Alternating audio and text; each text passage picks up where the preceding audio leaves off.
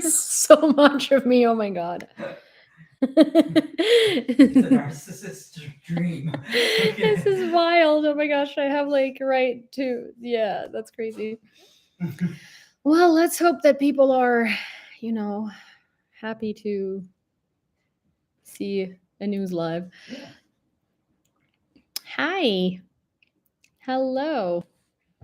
Hi, guys. So, this is like the first time I'm doing a news live on Instagram.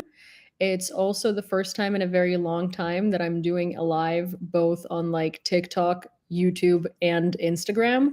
I used to do these all the time and I would stream them on YouTube um on TikTok on YouTube, TikTok, and Twitter and Twitch, but then like I stopped doing it. But basically like I do news lives on TikTok every evening and yeah, so now I decided I'll do one today on like everywhere. And it's wild because there are 3 screens in front of me and it's all me. And it's just like a little trippy. But we'll see what comes out of it. Hi Glacian, hi Super Hornet, hi Veronica, and hi Hawaiian Guy. Hi everybody who is joining on Instagram and on YouTube. Hi Juju. Um, so I don't quite know how lives on Instagram work. Hi Joe, but I have been doing them on YouTube for a while. On TikTok for a while. Sorry, I'm gonna mess up all of these platforms while we go. I basically do this every evening on TikTok and I read the news about Ukraine and I explain them. And provided that I do have a lot of Ukrainians on Instagram, which I am thinking are probably going to join, it's probably going to be facilitating a very good discussion too. So I don't know why I've never done this before. Hi, Tara. Thank you. So yeah, and hi, Amphibious One. Okay, so first of all, how is everyone doing? How is everyone's, what's today? Friday. How is everyone's Friday? Oh my gosh. Hi, fella. I'm like so lost. Thank you, Tara. I'm so lost in between all of these screens, but I am trying to figure out how to get, well, not how to. So I've been pretty busy. Hi, Prexis. I've been pretty busy. There's a lot going on here. Yeah, Rob is right there on the couch, so he sees all of this, and it's probably trippy. So in the past couple of days, I've been trying to figure out how to get my dog to Ukraine, and you would think that it's not nearly as difficult as it is, but it is super difficult. And she's finally like her documents are being set up finally, which is fantastic. And I have to certify her as a service dog because she weighs 13 something kilograms, and most airlines have a 12 kilogram with a carrier limitation. So and my dog is already from Mykolaiv, and she spent 4.5 of her first months of life in Lviv. So you know what, they should just like let her as a Ukrainian citizen come back home, you know. Oh, hi Mario, thank you. Привіт з Литви, слава Україні. Дякую, героям слава. One of the football players. Okay, well, I'm almost done with my first semester. That's cool. I'm from Ukraine. Привіт. Nice to meet you. I'm from Ukraine too. Zaporizhia. I'm from Lviv. Cool. I was just in Zaporizhia actually 2 months ago. A little less than 2 months ago, actually. I get notifications when you're on YouTube. Yeah, YouTube is better with notifications than TikTok is. But okay, bear with me. This is the first time I'm doing a live on like 3 platforms at the same time in a very long time. We're obviously going to do the news. We're also going to just like chit chat like we usually do. I'm also going to talk a little bit about a fundraiser that I've been running that a lot of you may have seen but don't know a lot of details about. So I've been running a fundraiser, the link to which is in my bio. Привіт, Melbourne. The link to which is in my bio, and if you follow the link, you will be able to read quite a bit about the fundraiser. But I kind of want to give you a little bit of a background on why it's so important to me and why I really want to reach the goal as soon as possible. So when I was in Ukraine last, which I came back from Ukraine a little over a month ago, and I'm going back in like 3 weeks ish, hopefully. So when I was in Ukraine last, I'm from Lviv, and there is a rehabilitation for military facility in Vinnike. And Vinnytsia is just like a little town near Lviv, and there are a lot of military with double, triple amputations recovering there. We met a soldier. Me and Rob were there, and the soldier is from Ireland, and we quickly became friends because, first of all, no one.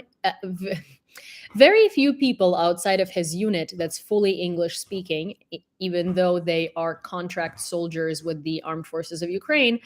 Very few people outside of his unit understand that he's even speaking English because he has a pretty harsh Irish accent. And so we became friends, and we've stayed in touch while we became friends, and we've stayed in touch while I came back to the U.S. And he is at the front. It's for 59th Separate Mechanized Brigade Chosen Company, and they operate in Donetsk, and they're right at the front. I will say that it's close to Avdiivka, but it's a bit of a different operational area. And a couple of days ago, he got severely injured while on an assignment, and so right now he's waiting to be transported to the hospital. He's not obviously, but he's going to be okay. But he does have a pretty severe injury that will require a surgery on his leg and quite a bit of recovery time. So before that happened, I started a fundraiser for their brigade to collect money for three things. One is a quad, so like a quadricycle. So these are used for reconnaissance missions. They're much faster and much like more maneuverable than a car is, and they are much. Oh, hi, Christianas. Thank you so much. They're much more maneuverable than a car is, and they are. They eat less fuel. They're basically just like a very convenient way to go on quick reconnaissance missions. So they've been wanting a quad for a while. I figured, it's Christmas time, it's holiday time, so it's the perfect time to fundraise for that. Also, we are fundraising for sorry, I get lost. We're fundraising as well in the same fundraiser for thermals for them, so thermal underwear that keeps them warm because winter and trenches.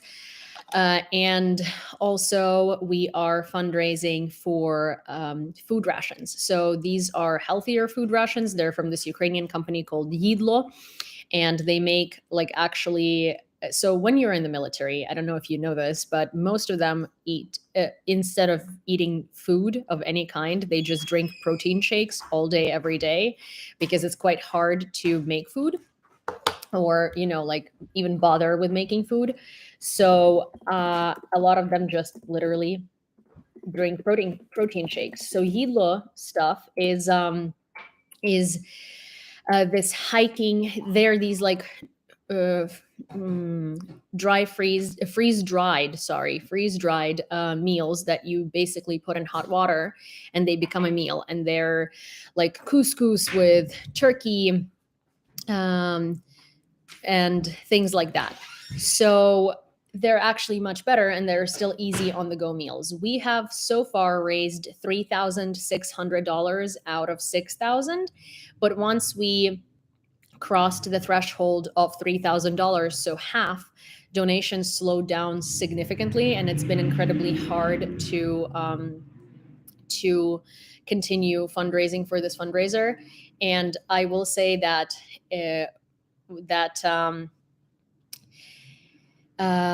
that if you have an ability to donate $1 to 5, 10, 20, literally however much, every dollar counts, because what I notice is that people usually don't bother donating small amounts because they think it's not enough.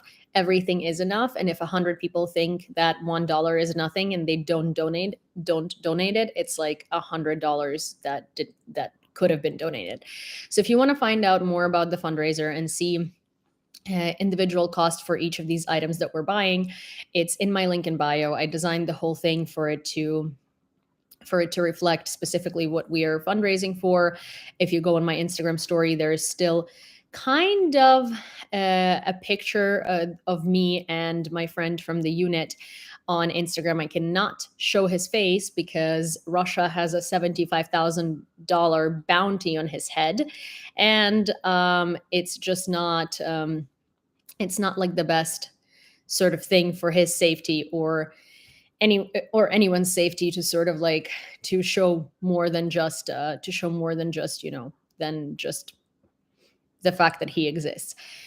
If you want to know more about the regiment, their commander, or if you want to know more about the unit of the English speaking unit of the 59th Separate Assault Brigade, their commander is actually on Twitter and he is pretty active there. He does post a lot about the war and a lot of his thoughts and a lot of analysis and stuff like that. His name is Ryan O'Leary and his @ on Twitter is I Hate Trenches, which I find so funny. Grumpy, no, I don't have moderators on Instagram. I don't even know if one can be a moderator on Instagram. Actually, let me see. Add as a moderator. There we go. I now have one. It's you. So there is that. Thank you so much for becoming a YouTube channel subscriber, Amphibious One. I really do appreciate that. Oh, hi, Smiley. Oh my gosh, there's so many of you from on Instagram, from TikTok. That's actually really cool. Okay, so yesterday there was a massive airstrike on Kharkiv, like actually one of the more massive ones in a while. For those of you who don't know how these things work, for instance, like if you're in Kyiv, you have time between the air alarm, between when the air raid alarm starts ringing and the missile hitting something, right? So when we were in Kyiv, for instance, like we would run to the shelter, and missiles, well, usually because Kyiv has really good air defense systems, those missiles get intercepted. But in general, you do have time to get to the shelter between the air raid going off and the missile hitting, right? In Kharkiv, a lot of the time the air raid will go off and the missile will hit a minute later or 30 seconds later. Sometimes the missile will hit and then you will hear the air raid alarm, because Kharkiv is 40 kilometers from Russian border, and it's virtually impossible to give enough warning before before the missile hits. So people in Kharkiv do experience a lot of, first of all, missile terror, and second of all, they don't have enough time to sort of hide. So there were 6 separate explosions in Kharkiv last night. A friend of mine actually sent me a video of what it sounded like literally outside of his window. He's kind of a, don't be like him. He's he trains Ukrainian troops, and I feel like he probably does not really go about all the safety rules in the best way, which I'm not recommending anyone else not do, but I will let you listen to what it sounded like outside of his window last night. Thank you, Tara, and also thank you so much, Secular Sekai. You're from Rick's Lives. I also have been fundraising for units currently sending drones to Avdiivka. Oh my gosh. And also get bipartisan support for Ukraine back on track. Yes, that's what we've been working on too. And the best way to get bipartisan support for Ukraine back on track is to call your representatives, and there are plenty. If you are still on Twitter, not X, will never be X. So if you're still on Twitter, I highly recommend that you look up a supplemental Ukraine aid bill, and you will see a lot of different posts on how to contact your Congress people, or if you don't like being on the phone, how to send them emails and stuff like that. And there are lots of solutions at grassroots level where you can nudge your representatives. So let me find the video, because this is a friend I talked to quite a bit, so it's quite a bit of scrolling, but it was very, very upsetting to hear just how loud that is. Okay, here. So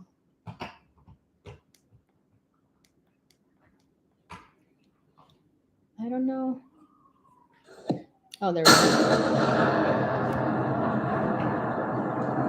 These are the sounds of Kharkiv last night outside of my friend's window. I'm gonna play it from the very beginning again. This is an air raid in the background.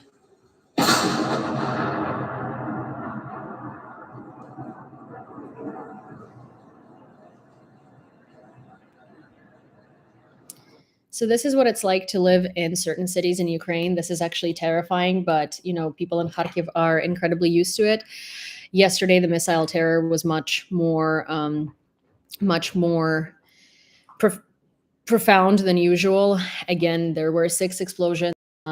Actually, if so, my friend sent me his telegram and his because he looks at like notifications, and basically the notification said first explosion, second explosion, third explosion, and still flying.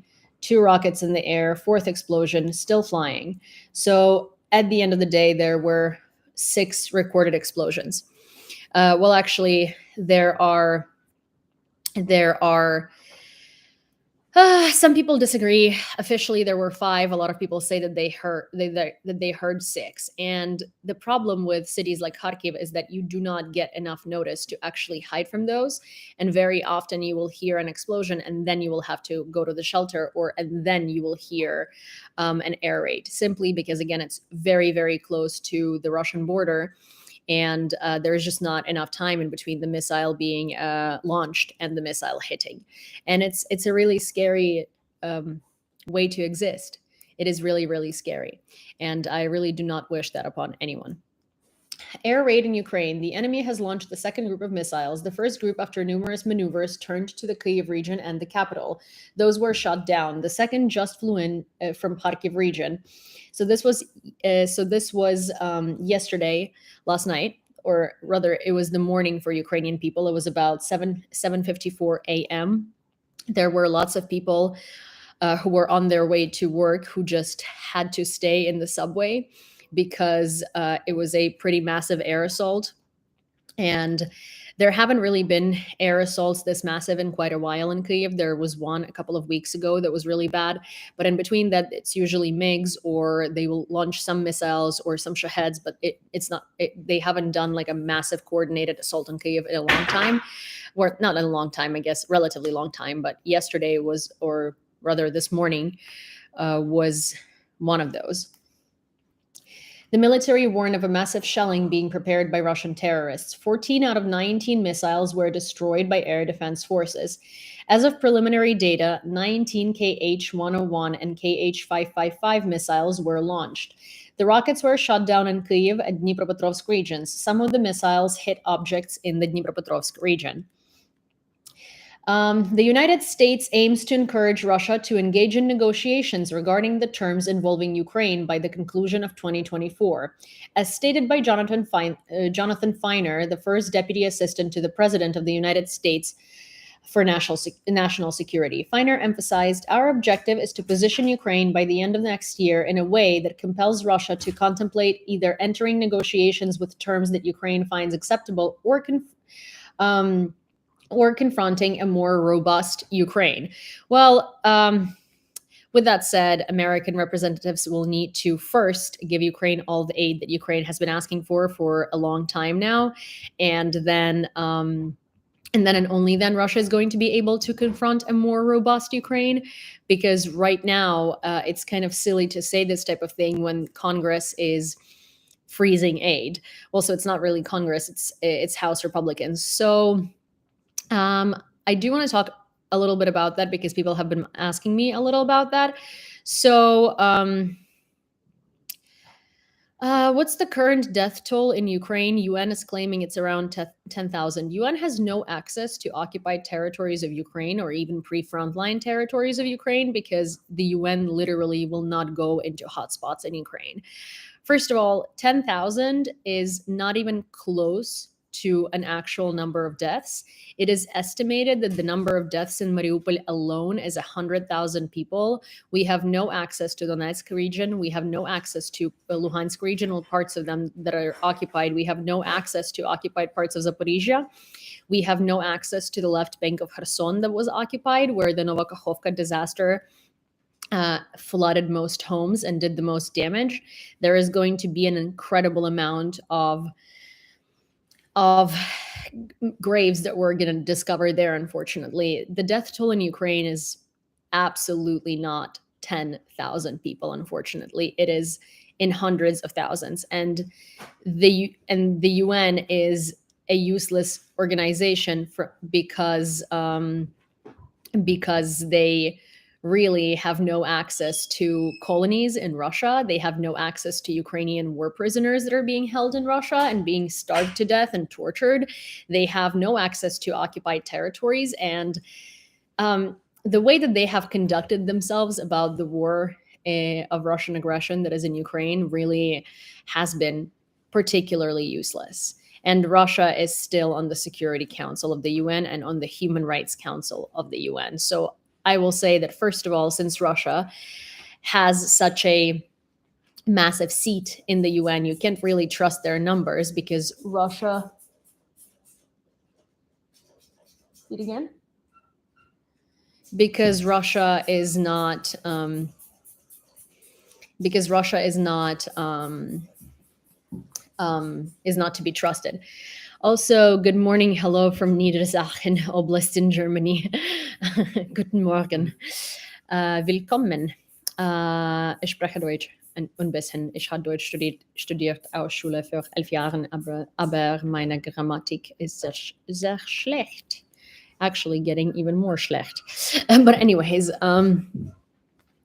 they use the same crematoriums for Mariupol residents as their meat. We will never know exactly. There is also so many people that have literally been cremated, and there's so many people that have just been burned, and there's so many bodies that have been burned. There's so many people that disappeared without a trace. It's just really bad. And also the death toll just cannot be 10,000 because it was 17,000 before 2022. In between 2014 and 2022 alone, 17,000 was the death toll in Ukraine. And also the UN cannot claim that it's 10,000 because Ukraine doesn't make public the numbers of the death toll of the military. And that is going to add tens of thousands of people, unfortunately. Feiner emphasized our objective. He further highlighted that Ukraine is anticipated to bolster its offensive capabilities, leveraging the stronger industrial support from the USA and Europe. This reinforcement is expected to enhance Ukraine's military industry and its overall capacity, ultimately strengthening Ukraine itself. Hi, Vitaly. Привет, Chicago rather. I forgot where I was.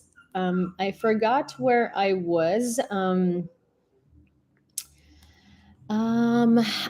what I was talking about before I went onto the tangent of Ukraine and the death toll. Also, hi, audio producer. But while I wait for someone to remind me, if you remember, I will mention the fundraiser again. If you go to my link in bio on Instagram and on TikTok, you will find that there is a fundraiser going on. And this fundraiser is for 59th Separate Mechanized Brigade, chosen company unit. It's a fully English-speaking brigade in the AFU. Also, if you hear the noises of the dog in the background, he's fine. He is just in the bathroom in a timeout because he peed on the couch twice, and he needs training, which he doesn't really know that word. So he is just trying to play on our feelings, and we are not letting him do that. So if you are on YouTube, I actually pinned the link. I pinned the link to the top of the comments. If you are on Instagram or TikTok, there is a link in bio, and you can go in there. To find out basic details about the fundraiser. But basically, the fundraiser's goal is $6,000, and we have raised $3,600, a little over $3,600 of those $6,000, and it's going to go to buy a quad for reconnaissance missions for the unit. And the reason why a quad is because a quad is really easy to maneuver. It's a very good vehicle for terrains. It does not take nearly as much fuel as cars do. And it's a very good vehicle to do quick recon missions. And because it's a reconnaissance unit, it's really important for them, and it would be really, really, really, really helpful. So if you have the opportunity to donate, please do so. Every dollar counts. If you can just donate a dollar, that works. And I find that a lot of people think that donating a dollar or two is not worth it, but it really is worth it, especially, if you think about it. So Ukrainians sometimes will donate $35 or 35 hryvnias or 50 hryvnias, and that's $1.50. But because it's in hryvnias, it seems like it's more, right? Or 100 hryvnias, which is like $3, a little less than $3, or 200 hryvnias, which is like $6. And it's all worth it because it all adds up. And so the other $3,000 is going to go for thermal underwear and for food rations from Ukrainian company called Yidlo that makes really, really good, very nutritious and tasty food rations that work very well for the front lines because they're easy to prepare. And this is the unit where a friend of mine serves that I met when I was in Ukraine last. I actually met him at a hospital while he was recovering from his first trauma since I met him. And then he had a second trauma, and now he's on his third. He consistently signs himself out of rehab earlier to go back to the front line because he thinks his unit needs him and he wants to help his boys. And he's actually Irish. He's not Ukrainian, and he volunteered to serve in the Ukrainian military, which is something that I really respect and I'm really thankful and grateful for. And this unit is fully comprised of foreigners who serve on a 3-year contract with the AFU, and they really need our support, and they don't have nearly as many like friends as Ukrainian units do, who will be fundraising for them. So if you have the ability to donate to this fundraiser, I will ask you to please do that, because first of all, it's a very important cause for me, and second of all, I think that especially as Ukrainians, we should be really grateful to all of these foreigners who decide to sacrifice potentially their life for our freedom so we could be safe. And I think it's very important that we help them out, especially provided that they don't have nearly as much support in Ukraine as we do, because they don't have families or like friends from high school or like friends from middle school or, teachers or cousins or whatever who are going to be helping them out. They're kind of all alone here, right?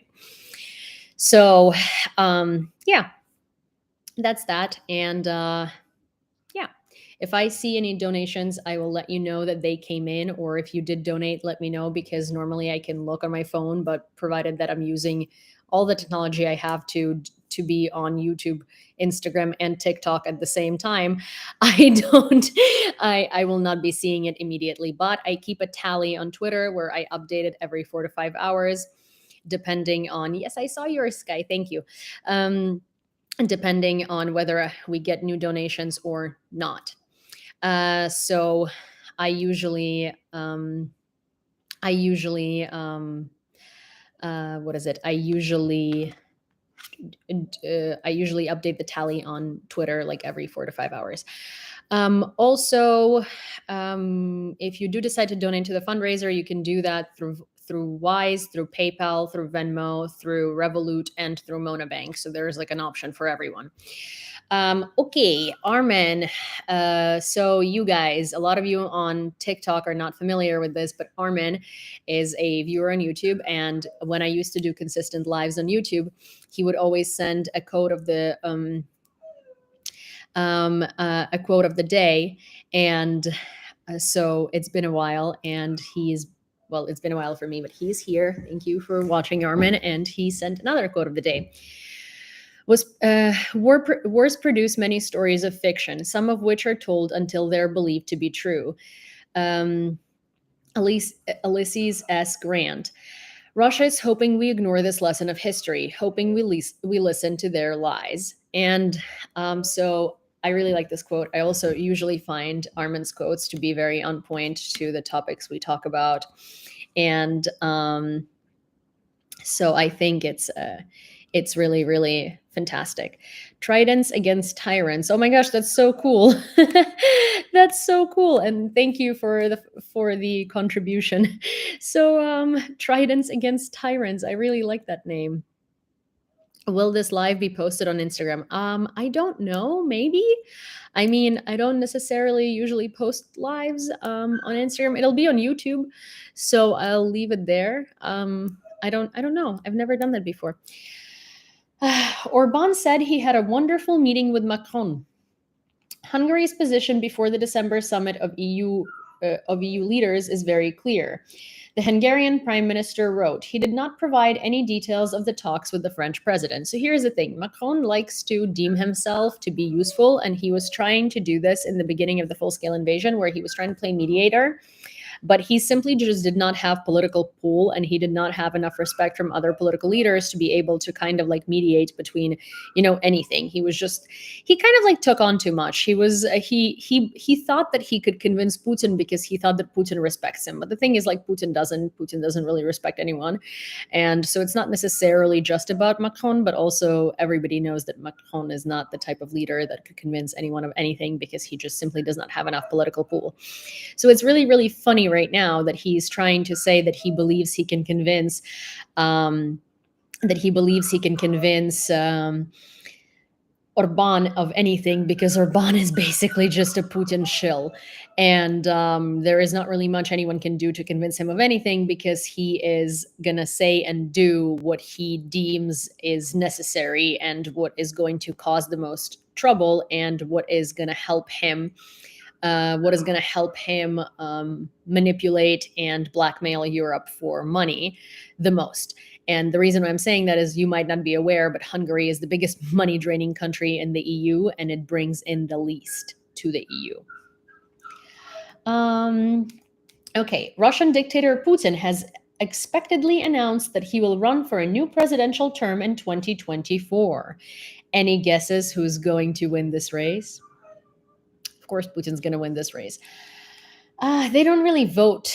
Like the whole voting situation is just like, it's a performance.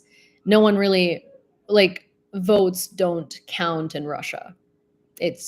I remember vividly when during the last election, it said in a university, I think it was MGIMO, which is like Moscow's most, like, it's like what they consider to be a Harvard of Russia. Okay, there was this poster in the university and in other public places that literally said, "Don't forget to vote for Russia's and then it was like, basically, for the president of Russian Federation, Vladimir Putin. So it wasn't like, oh, don't forget to vote for president. It was basically, the formulation of this was not like, oh, don't forget to vote in the presidential election, but it was like, don't forget to vote for Putin in the presidential election. Like, there is no other way, or no other way to vote. I thought it was like so funny themselves with this whole voting for president thing. Like, why? I mean, it's why would they bother themselves for this whole voting for president thing?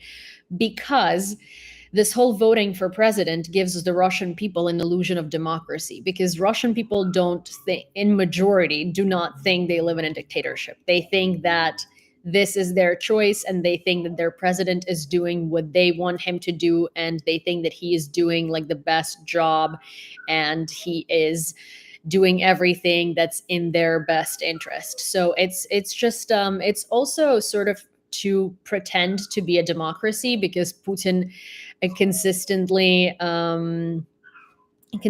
keeps trying to convince the world that and other countries that are dictatorial regimes near him, that he just keeps winning the elections because the people love him so much. But at this point, honestly, even if Russians voted, they would not at this point, even if Russians voted, they probably would vote him in anyway, because like all the Russians that are quasi opposed to him left, and the majority of the people who are left in Russia love him and think and approve him. Like, he has an 82% approval rating based on independent studies and independent surveys. Yeah. Britain extends sanctions against Belarus. The sanctions were imposed on 17 representatives of the Belarusian judiciary, including prosecutors, judges, and investigators involved in the repression of political activists, independent journalists, and human rights defenders. The UK also imposed sanctions on a number of individuals associated with the governments, judiciary, and investigative bodies of Haiti, Iran, and Syria. Iran needs to be sanctioned way more than it has been. Also, give me 1 second. Rob, can you take him out of there? Like I can't listen to this anymore. Um, Iran needs to be more sanctioned than it has been.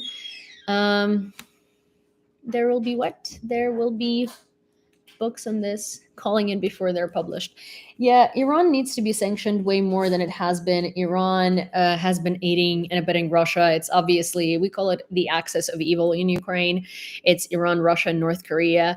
And they have been doing a huge disinformation operation around the world in order to influence elections, in order to make democratic. So Russia and Iran know that they can't take down democratic Western governments, and they can take down the support for Ukraine. They also understand they can't take Ukraine's government down. But what they do understand is that the people in democracies can take down their governments. So if you feel like the information space lately particularly makes you feel like you can't trust your government, like everything is awful, like Ukraine is not being supported, like countries are abandoning Ukraine and all that stuff. It's Russian disinformation, and it wants you to think that way. And first of all, if you think that Ukraine is not being supported, like, yes, there are roadblocks, but also there are multiple different countries establishing ammunition production factories and defense sector factories in general in Ukraine. And that is a long-term support plan. And that also indicates that these countries are not going anywhere. So the media wants you to believe that the West is abandoning Ukraine. Putin wants you to believe that the West is abandoning Ukraine, because once Ukrainians start believing that, Ukrainians are going to try, and there is going to be a lot of worry and anxiety in the society, right? And it's going to be easier to convince Ukrainians that our government sucks and we need to do a coup. And that's kind of what you've been seeing in the info space. It's like Russians have been taking disagreements and blowing them up, and they've also been doing it worldwide as well.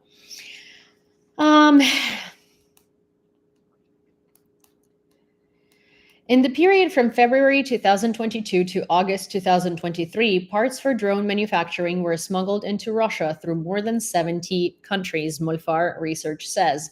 Molfar is an OSINT community that is, they're OSINT researchers and investigators, and they're very amazing. Investigators found that despite Western sanctions, the main drone manufacturer in Russia, the Ijevsk-based Zala Aero Group, received most of its UAV parts through China, Taiwan, Hong Kong, the United Kingdom, and Turkey. The way that they do that is they buy these parts that could be used for drone manufacturing purposes, and they basically buy them in like the US, Canada, and other countries, and then they ship them to shill companies in China, in Turkey, in United Arab Emirates, in Taiwan, and et cetera, and then they smuggle them to Russia. Actually, there is a huge case in the United States where they have arrested and have charged 3 people with doing a scheme like that, and they've made like $12 million in 1 year by doing that. So I'm sure they're not the only people who do that. So we can safely say there are many, many, many more. Germany has delivered a new package of military aid to Ukraine. It includes 1 Luna NG UAV, 10 Vector UAVs, 16 Mercedes-Benz Zetros, 6 vehicles for border guards, 70 HK GMG GMW automatic grenade launchers, 250 shells, 155 millimeter artillery ammunition, and 100,000 first aid kits. Привіт, Vancouver. Australia will hand over a batch of Bushmaster armored personnel carriers to Ukraine by December 25th. Hi, Canada. According to Australian ambassador to Ukraine, Bruce Edwards, not much says Merry Christmas to a close friend far across the seas, quite as well as saving lives. Proud to see the role of Bushmasters recognized among key military assistance provided to Ukraine. And more are on their way. Do feel very free to open them before December 25th, he wrote on December 7th on X. / Twitter. So that's very good. Bushmasters have been really, really good at navigating Ukrainian terrain, and I for one, am very appreciative of Australia for sending those. Also, fun fact about Australia. A lot of people in the world consistently confuse Australia and Austria. So, in the Austrian airport in Vienna, there is a counter for people who accidentally flew into Austria instead of Australia. And I find that so very, very funny. Also, I am going to do a reminder again, and I'm actually going to check my PayPal to see if there were any donations made to there. But for those of you guys who missed that, for those of you guys who missed that, I'm running a fundraiser for 59 separate mechanized brigade chosen company. And it's a brigade of English speakers in a Ukrainian military. They all serve on a 3-year contract, so they're not Foreign Legion. They are Ukrainian armed forces, and they all of them volunteered to protect our country. They're an English-speaking unit on the front lines, and they're very close to Avdiivka. So recently, they were hit with a huge Russian storming of their operational area. And you can donate through my link in bio. If you are on YouTube, you can donate through beacons.ai/fundraiser. Grant is asking, is there a way to donate with a credit card? Yes, I'm pretty sure you can donate with a credit card through PayPal. You can also use the Monobank jar link, and it lets you use a card. So if you go to that link, beacons.ai/fundraiser, there is a way to donate through Revolut, through Venmo, through Monobank jar, through PayPal, and through Wise. So if you go to the Monobank jar, which is something that a lot of foreigners are not aware of because it's it's a Ukrainian thing. It's a jar, so you're basically donating straight into that jar, and you can use a card to donate to it. To donate to it? So you can use a credit card, yes, and. Yeah, so far today, thank you, Dave. We got $6 worth of donations. When I said that donations really slowed down after we crossed the halfway point of the fundraiser, I really meant it. And I know that it's the holidays and a lot of people are buying presents, and it's really not everybody has the ability to donate, but if you do, please try to. It's a very important fundraiser, and also the people that we're fundraising for do not necessarily have a strong support system in Ukraine, and they don't necessarily have a ton of people running fundraisers for them. So I would really want to help them, and also next time that I talk to, my friend from the regiment, I don't know why I keep saying regiment, from the unit that's attached to this brigade. When he's at the hospital, I would really like to give him the good news and tell him that the fundraiser has been closed and all the funds have been raised. That'd be very sweet, because he got injured in the field a couple of days ago, and he is waiting to be transferred to a hospital. Yeah. Also, for those of you who know what Buy Me a Coffee is, you can also donate through Buy Me a Coffee. My username on there is YEWLEEA, the same as literally all of these platforms. And you can definitely use a credit card there. And the reason I'm saying that is because Grant was asking. I'm not encourage you to get into credit card debt by any means. I'm just answering a question, and it just dawned on me. From January 1st, the Russian occupiers will not provide medical care to residents with Ukrainian passports in the temporarily occupied territories, National Resistance Center of Ukraine. A similar practice already exists in Starobilsk, Luhansk region. Ukrainians here are not provided with medical services without Russian documents, and pharmacies do not dispense medicine under social programs. In this way, the enemy is pursuing a deliberate genocidal policy to destroy Ukrainians as a nation on their ethnic lands, the National Resistance Center of Ukraine said. Oh, thank you. Thank you, Tridents Against Tyrants. I actually really love that username. Yep, just got it. I actually. Oh, yay. I just got that.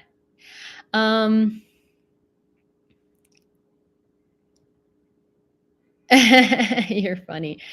Also, PayPal too. It's actually interesting, and I've noticed that a lot of people don't know this, but you can use credit card. You can use a credit card on PayPal to for like money transfers. I did not know that for a while until I had one connected, and it just automatically used it, and I was like, oh wait, it uses credit cards.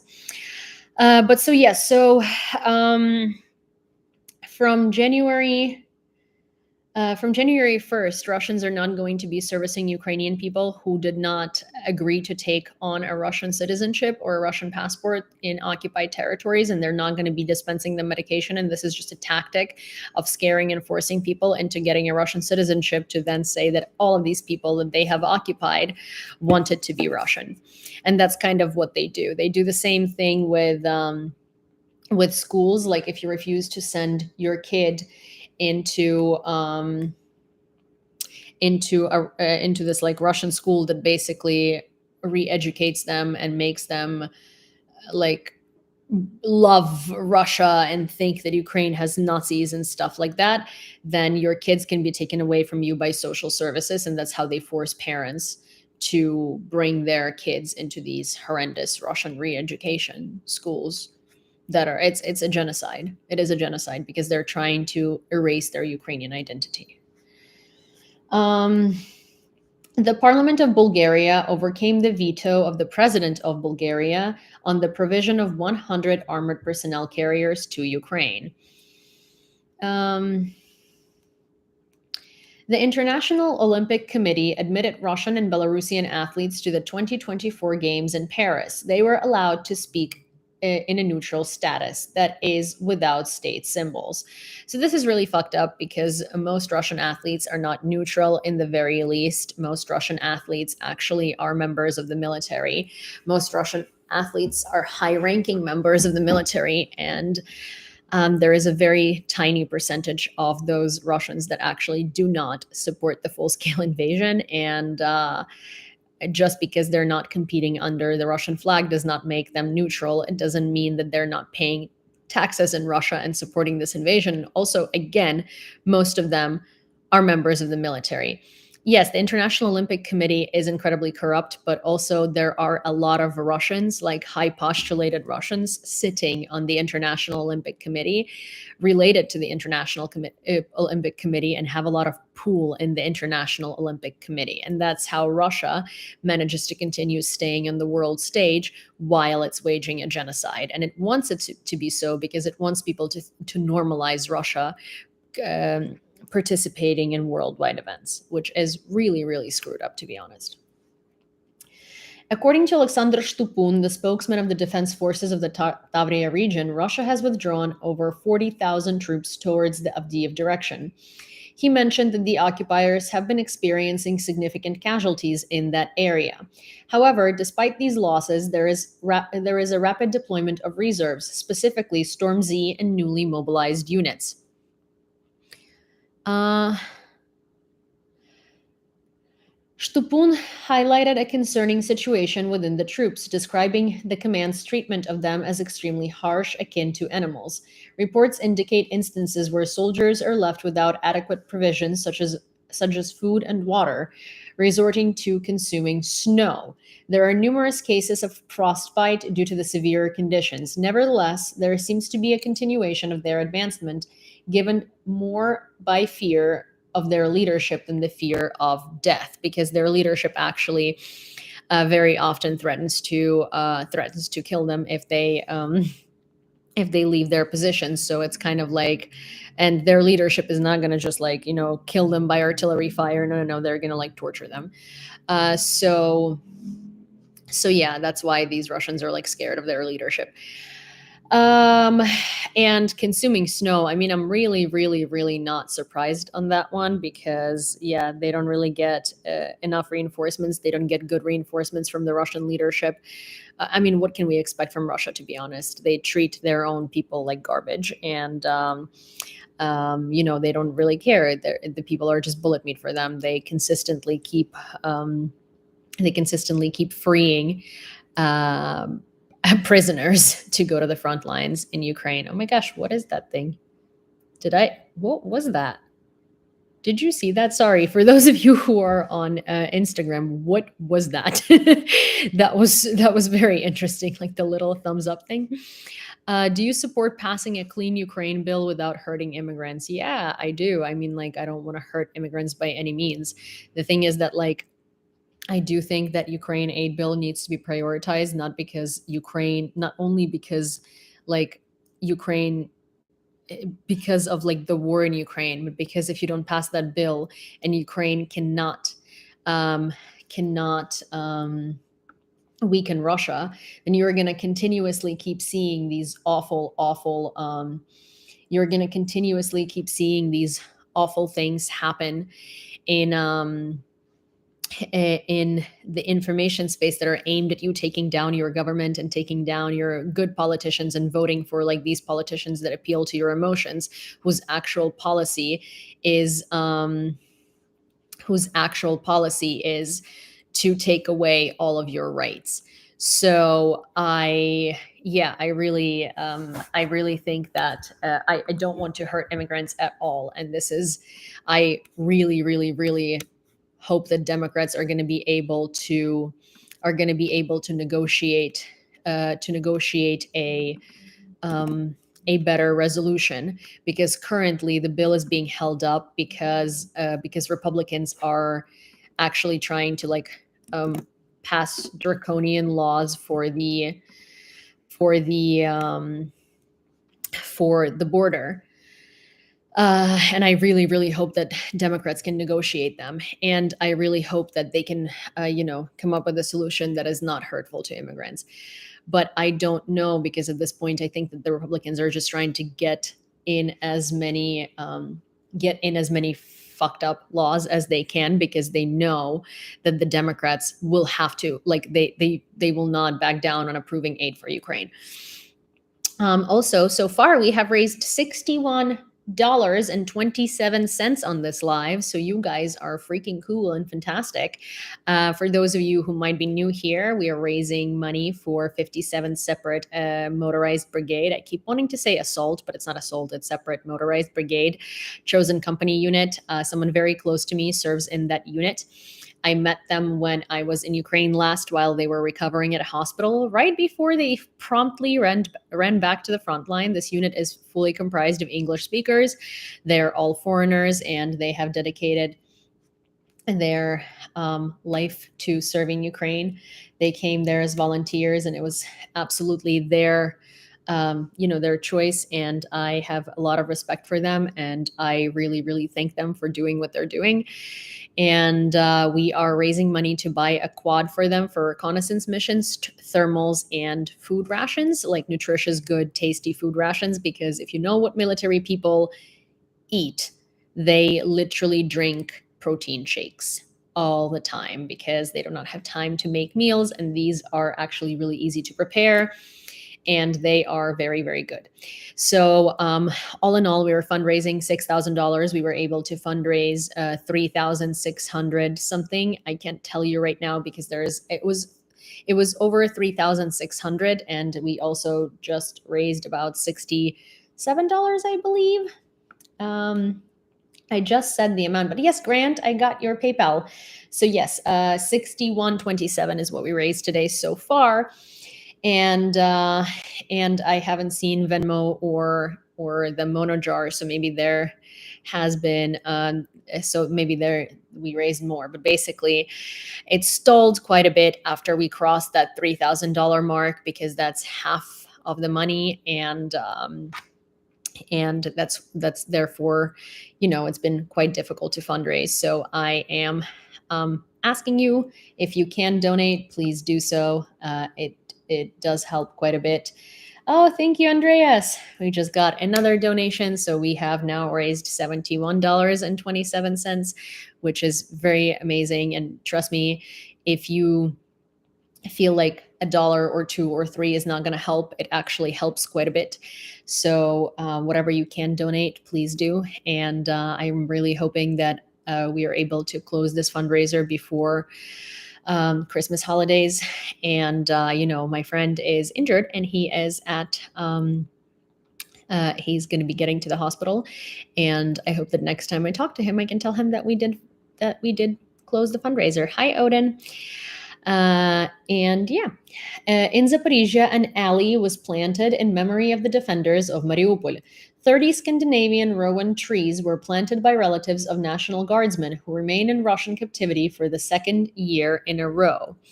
Oh, we just got another $15. So that's 71, that makes it $86. Woo!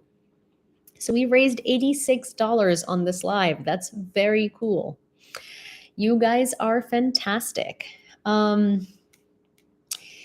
Fruitful bilateral work between Ukraine and Sweden regarding the transfer of Gripen aircraft continues, Ministry of Defense of Ukraine noted.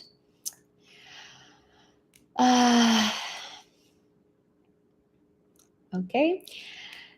According to Yusuf, the occupiers are making attempts to replicate Ukrainian naval drones, main intelligence directorate reports, which is so funny because Russia always says that Ukraine is just so bad at everything, and now they're replicating our drones.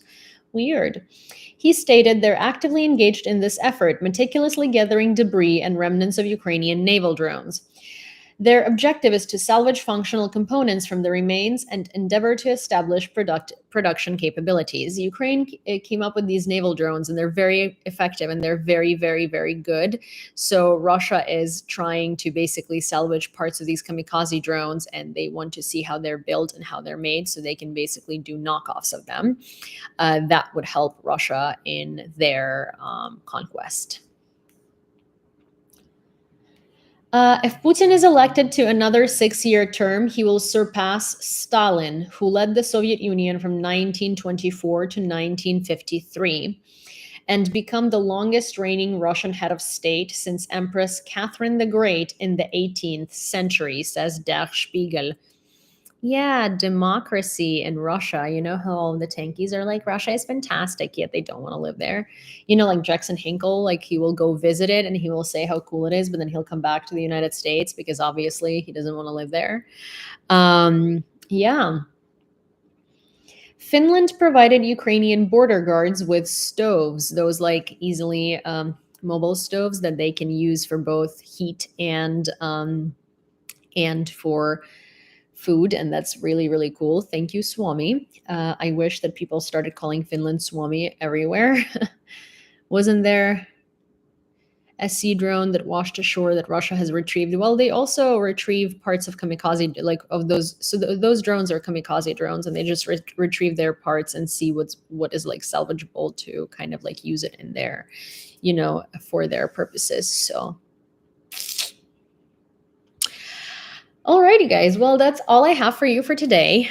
We raised $86, which is fantastic. But if someone else wants to donate 15, or 3 people want to donate 5, or 15 people want to donate $1, then we will have raised $100, which is, a nice little round amount.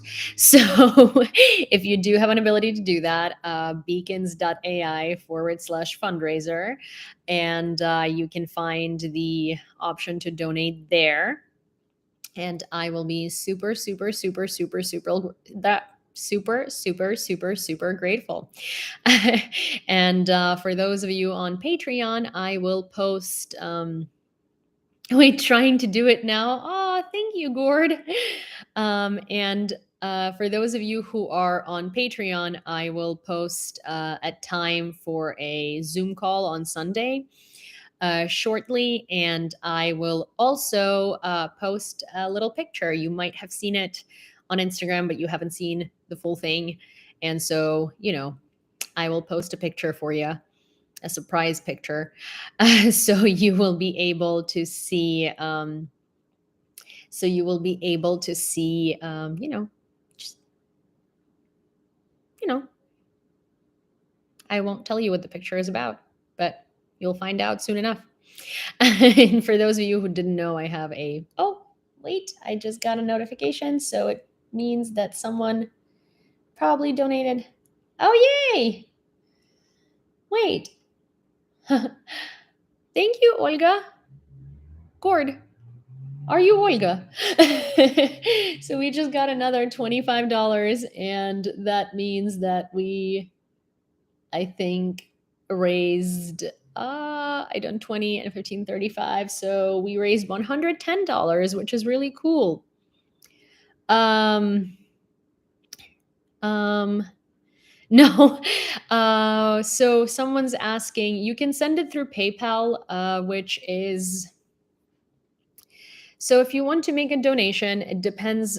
Sorry, there is a couple of people asking questions about the donations. If you want to send a donation, you can do so through PayPal, or you can do so through gosh,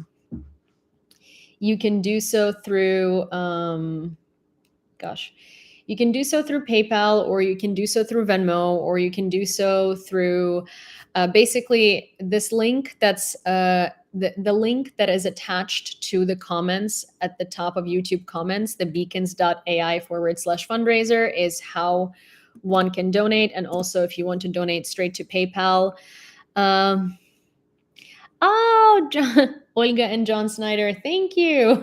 I was like, wait, it's like I've never seen that name before. Also, thank you, Joe, and thank you, Kathy. Yeah, so if, oh, creating account, keep talking. Oh my gosh, that is dedication. Thank you. Oh, wow. Okay, so we have raised $170 on this live so far for 459 Separate Assault Brigade.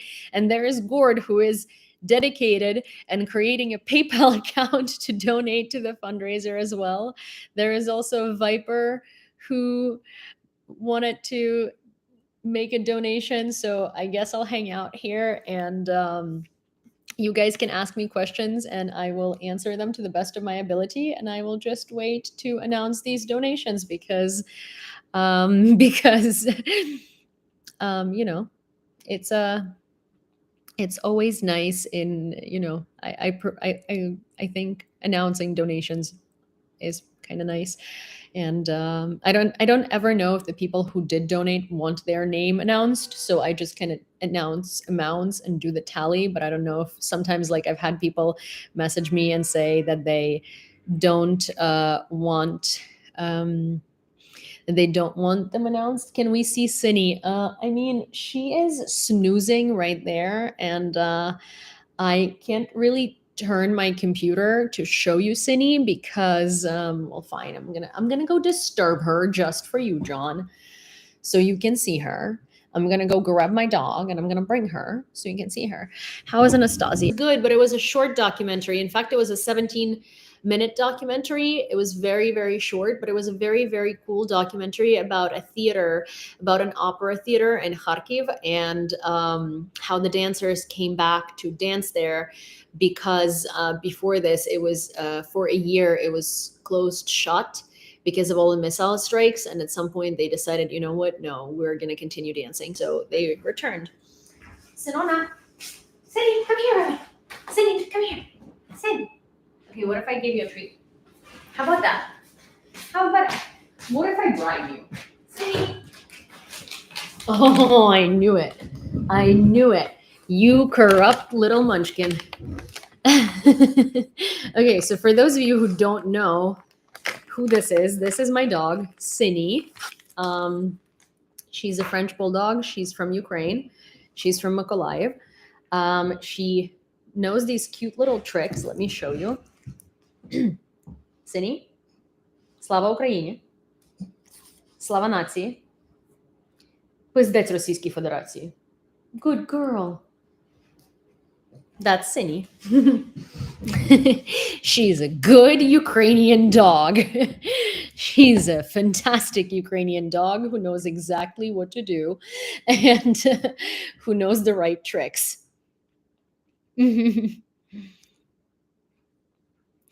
I love my Dodo socks and ordered a couple more to support the economy. Yay! Also, you are supporting the military if you're ordering Dodo socks because they give a large portion of their profits to the military. I believe it's about like 20% from regular collections and either 30 or 50 from collections that are like limited and for specific causes. Ти зараз в Україні? Ні, я зараз в США, і я повертаюся в Україну десь до січня. Я там маю, ну, точніше, ну, до Нового року я мала повернутися. Best socks ever. I know Dodo socks are like the best. I'm not wearing them today because I had just done laundry and I'm actually wearing two different socks because I just, we're not going to look at my socks right now. They're awful. I actually love socks. Socks are one of my favorite things. And I'm so annoyed when my socks are not up to par and Dodo are like very good quality socks. Come here, bud. What's up? Come here, Sin. Sinny, what are you doing? Come here. Why are you stuck, dude? Come here. Oh my god. Hello. So yes, this is Sinona. This is Shini. No, I did not know that Sini is baklajane in Odessa when I named her. I had no idea. No, I did not think of a slang word for drunk. And her name is Sini because she's a blue French bulldog. Her fur coat color is blue, according to the, dog fur color registry, whatever. So that's her. Her name is Sini. I also call her Gremlin. I also call her